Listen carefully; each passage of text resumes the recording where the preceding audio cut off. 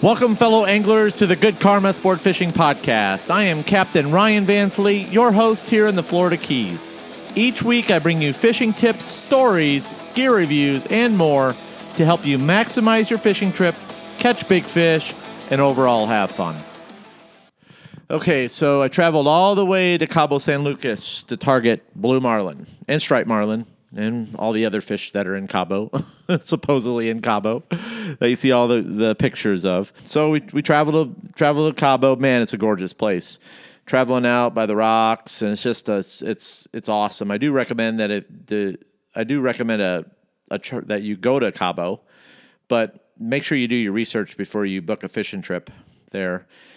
I should have did a little bit more research on the charters that we were booking, but I just wanted to go with the flow, book a trip, not tell anybody I was a charter boat captain. I just wanted to go fishing just like anybody else and have a good time. I really wanted to catch a blue marlin, but if I didn't catch a blue marlin, I didn't care what I caught. I just wanted to catch some dinner.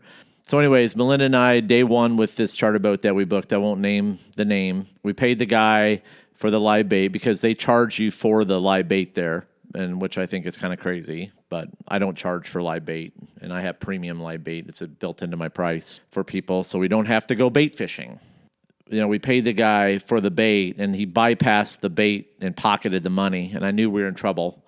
So when he did that, he just busted out some frozen ballyhoo, and the stuff was stinky, and I knew we were in trouble, but I just went with the flow because I just wanted to play tourist. That's what I wanted. I just wanted to relax and look for some blue marlin, catch some fish.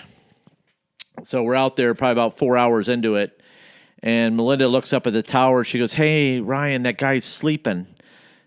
The captain was sound asleep at the wheel, and the mate was on his cell phone.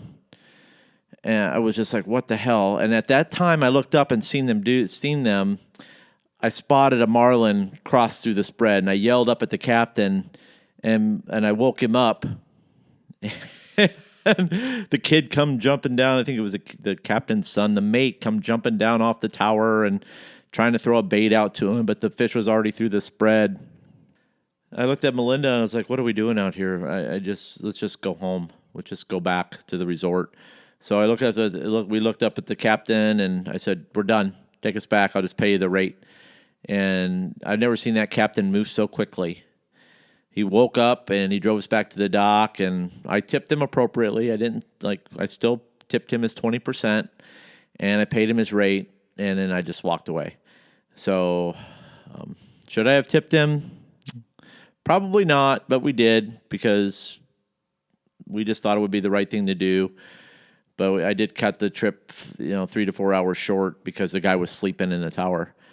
And it was so frustrating. So we get back to the pool. We're laying around at the pool, and I'm like, I'm pissed. So the next day, I was like, I want to try it again. And I'm sure there's another captain that's just going to want to go fishing. And so I booked the boat by myself. Melinda's like, I'm not going. I'm going to stay at the pool. So I booked the boat by myself.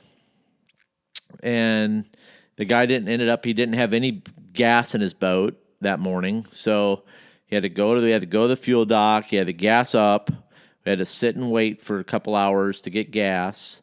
And then I think he counted that as my time, but I was so confused by what was going on because the rules and regulations there are so different on how charters operate and leave the port and all that good stuff. But anyways, we get out there. I told the guy I didn't want to go marlin fishing that day. I just said I just want to go catch some fish, and I don't care if they're bottom fish or little fish or hound fish. I just wanted to go fishing. I just wanted to say I caught a fish in Cabo. And what's he do? He takes me marlin fishing, takes me trolling. I told him I didn't want to do that. I said, I just want to go catch whatever. We could have stayed in the port. That's what I told him. I don't care. So make the most out of the half day. But he didn't listen. We just went to the marlin grounds and we trolled around and didn't see anything. And so I was frustrated again. So I paid the guy, paid his tip. I said, hey, we did something that I told you I didn't want to do, and I just wanted to go catch something, man. I just wanted to go catch some grunts or whatever. and we went marlin fishing. So 2 separate charters, 2 separate operations, 0 fish. When I say 0, 0. Not a bonito, not a grunt, nothing. Will I go back to Cabo? Yeah, I'll go back to Cabo just for vacation, but I'll never fish Cabo again. Never, ever, ever, ever. Because of those 2 experiences.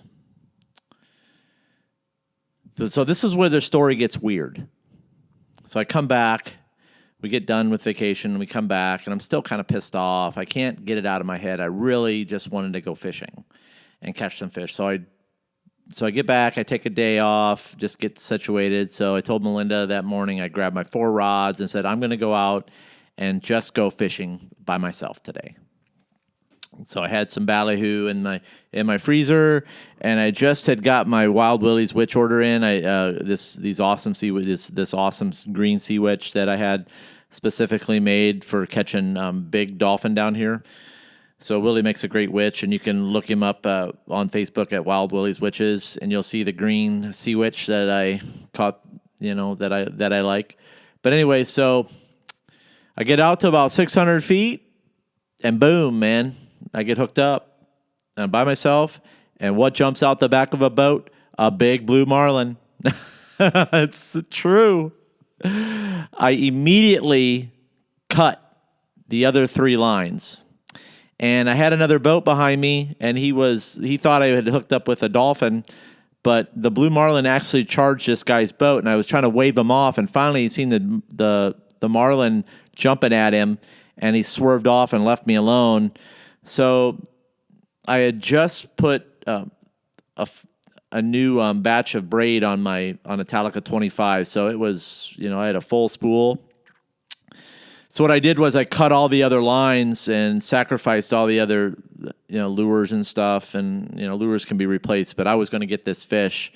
So what I did was, I catch a lot of big fish by myself, and when I used to go by myself, I don't get a chance to go by myself very often anymore.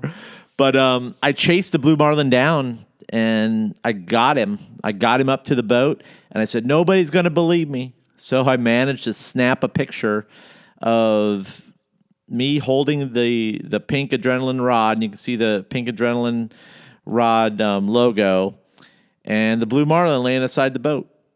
So I whipped up on that fish pretty good. I got him to the boat, got some pictures, laid him alongside the boat, got down, got the lure out of his mouth, and got the clean release.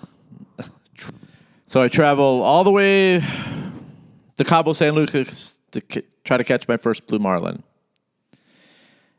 And I ended up catching him in my backyard on my own boat, which was very satisfying to me.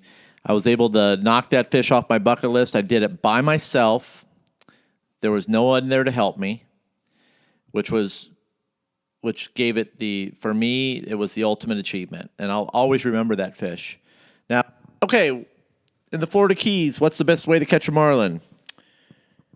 I like to troll, and I like to use a Wild Willie's green sea witch over a big ballyhoo.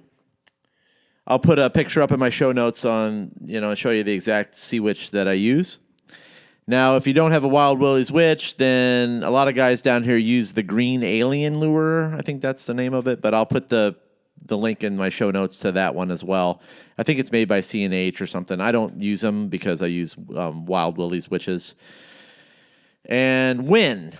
August, in my opinion, is the best time to target blue marlin in the Florida Keys. Now, I don't target them specifically, but what usually happens when I'm trolling, the marlin will attack the baits that I got out for the dolphin.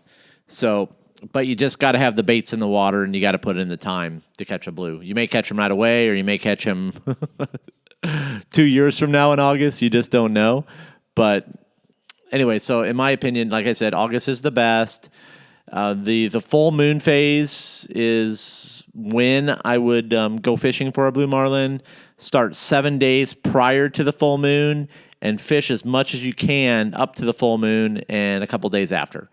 So that time frame will give you your best chance at a blue. Now, a lot of guys will see blue marlin when they're bailing dolphin, and that's another way to catch them. What happens is the blue marlin will swim up to the back of the boat, and the guys will pitch them a bait. And then they'll catch them that way. That's how a lot of guys catch these big blue marlin down here. It's mostly incidental catches, just like they, when they're offshore fishing for swordfish and a guy catches a bluefin tuna or a giant yellowfin on the bottom. It's all bycatch. I don't know. That's up to you. I caught my blue marlin on 40-pound line with the number 8 J hook. So it's really about just chasing the fish down and working in sync with your teammates on the boat to make it happen make it happen quickly so you can get the quick release on the fish so you don't wear him down. But I don't know, you can use up to 100-pound and 150-pound. Just, I don't know. I prefer going with lighter line because it's sport fishing offshore. The lighter the better, in my opinion. It just makes it more fun to be able to catch big fish on lighter line. And I do believe you get more bites, but that's just me. Okay, next week I'm going to talk a little bit about deep dropping, and I'm going to share a couple of techniques that I use to catch lockjaw fish that you're seeing on your sonar that are not biting. So just because you see fish and you say, oh my God, they're not biting, I'm going to teach you guys another technique that you can use to try to catch these fish before you give up completely on them. But anyways, thank you guys for listening, and please make sure you share the podcast with a buddy. I really appreciate it. Help them spread the word.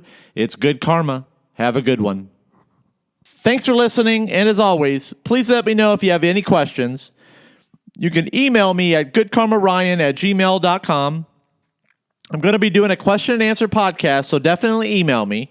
You can also find me on Facebook at Good Karma Fishing Charters, Instagram at Good Karma Sportfishing _FL_Keys. Also, please share this podcast with a fellow angler and check out my website, goodkarmasportfishing.com, and sign up for the monthly newsletter and the free fishing tips. I aim to provide you with fishing tips and information so you can make the best out of your time fishing. Thanks for listening, and remember, anytime you're fishing, it's all good.